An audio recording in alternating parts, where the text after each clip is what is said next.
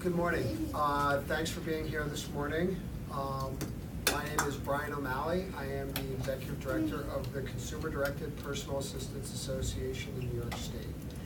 And we are here today to talk about the impact that low wages are having in the state Medicaid program's Consumer Directed Personal Assistance Program. Consumer Directed Personal Assistance, or CDPA, is a Medicaid program where people with disabilities and seniors can recruit, hire, train, and supervise their own workers. However, this program is increasingly under threat as low wages are having a dramatic impact on the ability of those who utilize the program to recruit and retain workers. CDPA has been looking to increase reimbursement and increase wages in this program for several years as part of our state budget actions. However, legislators and the governor have failed to take action. This year, in an effort to drive home exactly the impact that these wages are having on this program, we conducted a survey of those who utilize the program, and the results were shocking even to us. We found that over 51% of those who use this program advertise 3 times a year or more, with 15% advertising more than 9 times a year. Over half of the workers who quit in this program identify low wages as the reason that they cannot perform these vital services anymore. 1 in 4 workers, or 1 in 4 consumers, supplement the wages that Medicaid pays out of their own pocket. These are individuals living on a fixed income through the Medicaid program. This is unacceptable. Governor Cuomo spoke about the impact that low wages have on the state budget.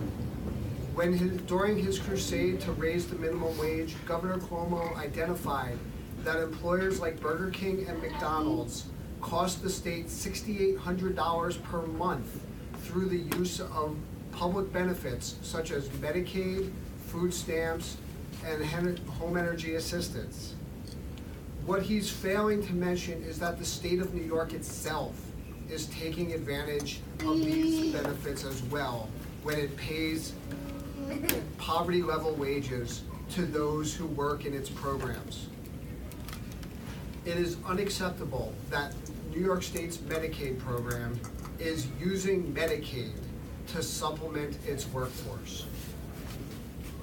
We have several consumers here today who utilize this program, and I wanted to start by introducing Denise Denoto, who utilizes the program here in the Capital Region.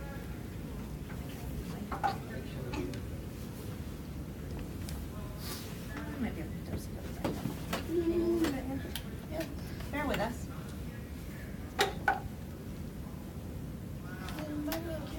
Yep.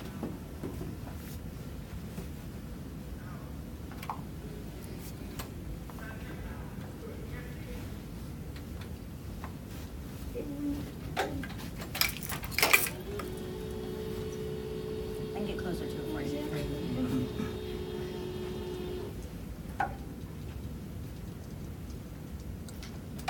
When I listened to Brian state numbers about how many times consumers recruit actively for a personal assistant, I smiled and laughed because I have been recruiting constantly, nonstop, since March for personal assistant staff.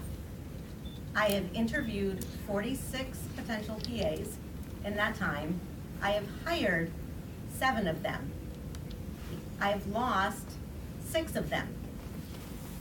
The overturn of staff because of low wages puts my health in jeopardy. It puts other consumers' health in jeopardy.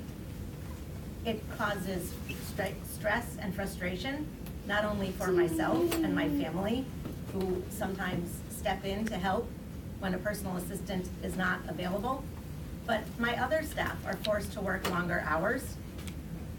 which is a risk for them and might cause health risks for them when they're doing more work than they would normally be doing. My health needs increased last year after one personal assistant injured me inadvertently. She was a personal assistant who was very reliable, but she was not a good personal assistant for me.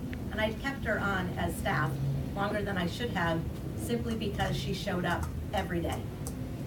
So I made accommodations for her inability to do the tasks as I really wanted them done, simply because she was available. I don't have that option anymore. I can't jeopardize my health or my safety, because the next incident that happens is going to cause significant health damage beyond just a broken leg.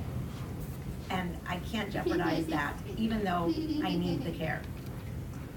If I'm able to pay my staff a better wage, I'm able to recruit higher quality staff, and I'm able to retain them for longer. And they hopefully do not have to rely on the benefits, as Brian said, just to survive.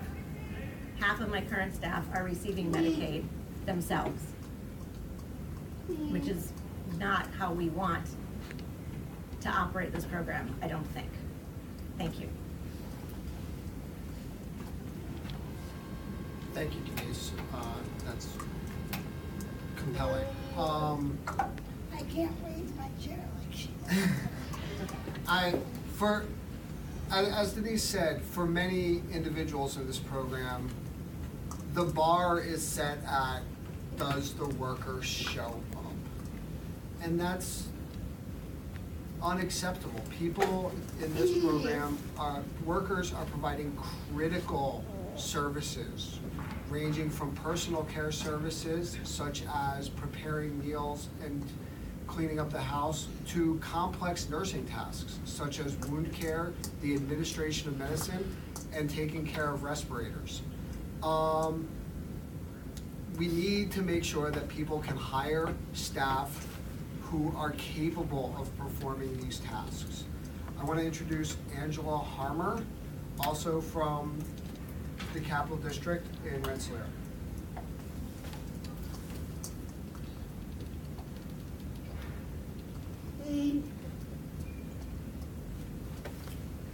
Hi everybody, my name is Angela.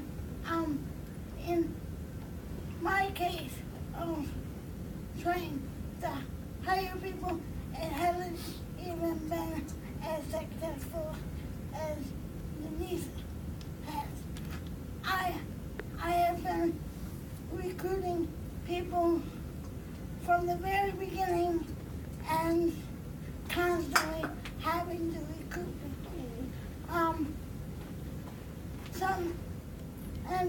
Over the years, I have hired people, and they've left the job for better jobs because of the rate of pay. I've then had to re-interview people, and sometimes they show up for the interview, sometimes they don't because of the rate of pay. So I'm constantly recruiting people because of the low wages. I'll get people hired, and then they will leave for a better paying job because they can't live on the wages that they're paid. And then if I do happen to get a good person, they stay with me for a long period of time, and then they find out the rate of pay doesn't get increased, so they leave to go get a better job. So, like Denise, I'm constantly recruiting people as well, and when I can't get people hired, my friends and my family are stepping in, just like Denise so that I can maintain living in my own apartment. So without the rate increase happening, I don't know where I'll be.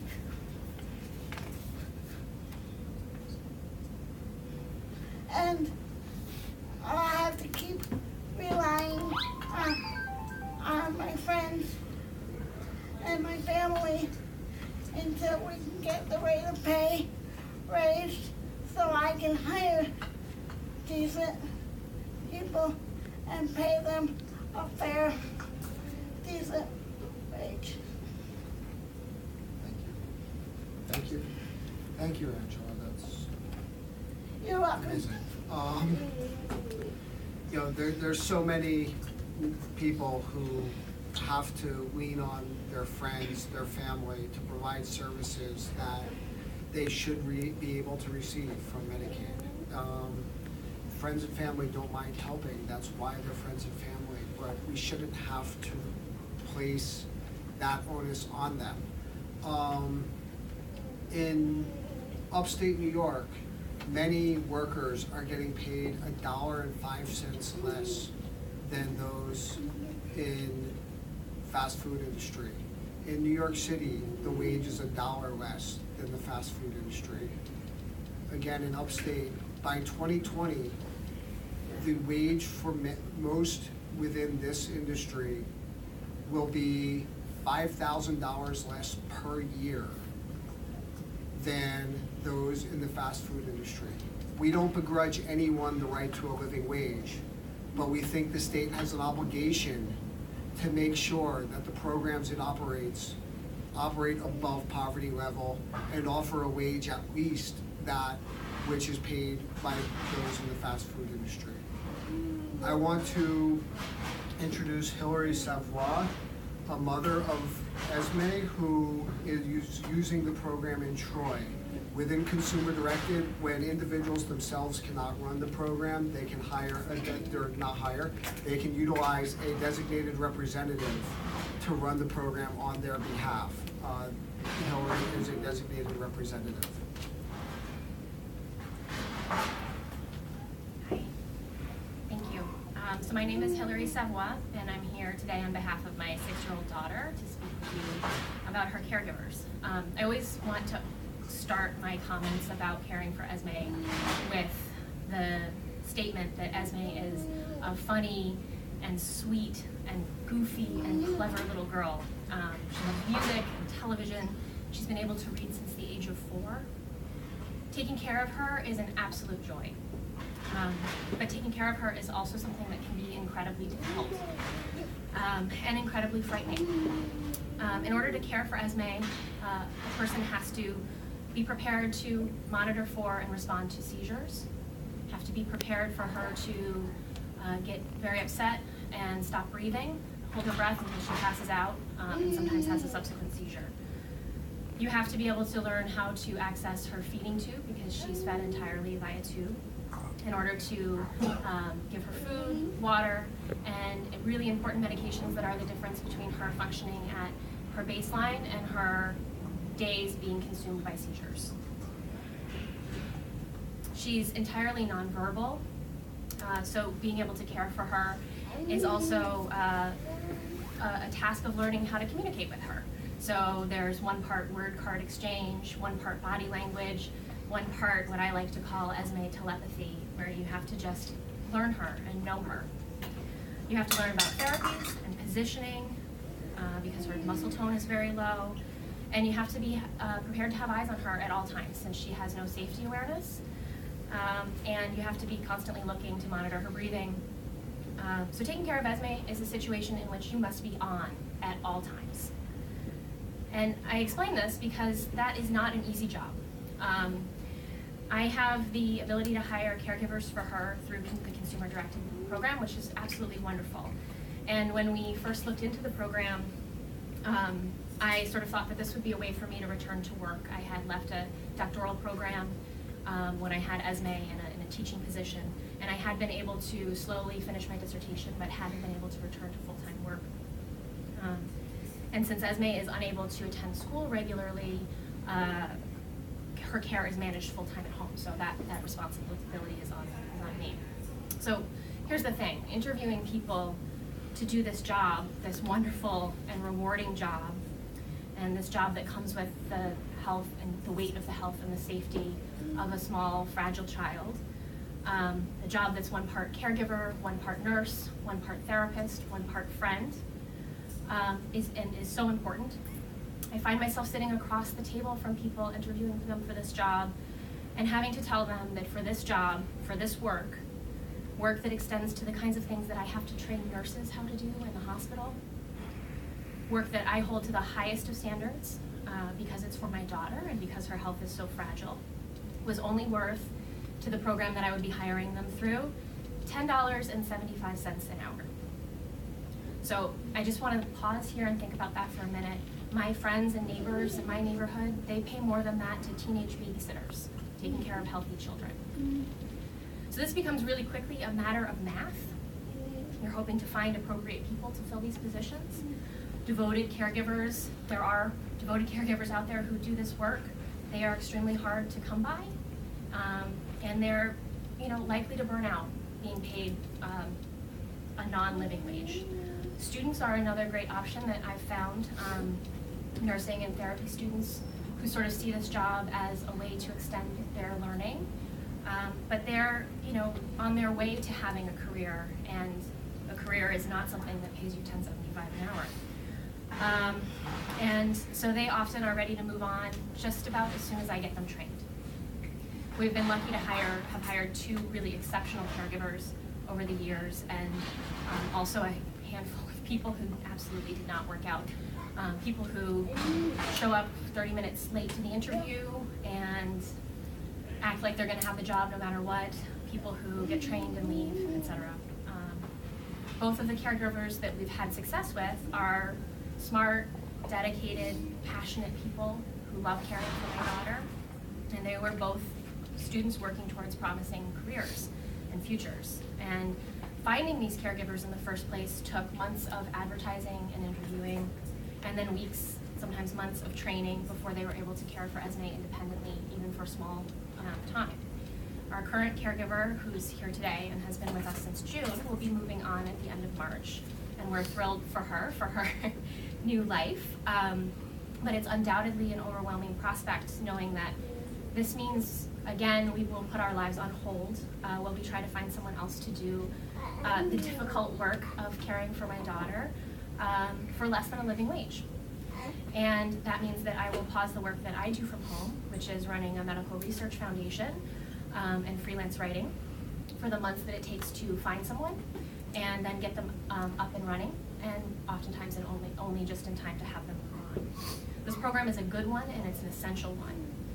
But the poor pay creates essentially a catch-22 in my situation. We undervalue these jobs so much that attracting and keeping good caregivers, appropriate caregivers, becomes a job in itself. And that leaves someone like myself unable to rely on having caregivers because I can't necessarily attract them or retain them consistently enough for me to go back to work in any kind of consistent way. These jobs are important, and they're jobs that save money in nursing care. They save money when they're done well in preventative care, avoiding hospital stays, keeping people in their homes where they should be with living the way that they want to live. And they're jobs that are taking care of people who are quite vulnerable. And for the sake of everyone involved, myself, our caregivers, and most importantly, my daughter, we deserve to have these jobs appropriately valued. Thank you. Thank you, Hillary. The stories of Denise, Angela, and Hillary and her daughter Esme are unfortunately not uncommon. These are the stories of people around the state who are just trying to live their lives, who are just trying to stay in their homes, in the community. We're not asking for much. We're asking, to begin with, to get paid what those in the fast food industry are making.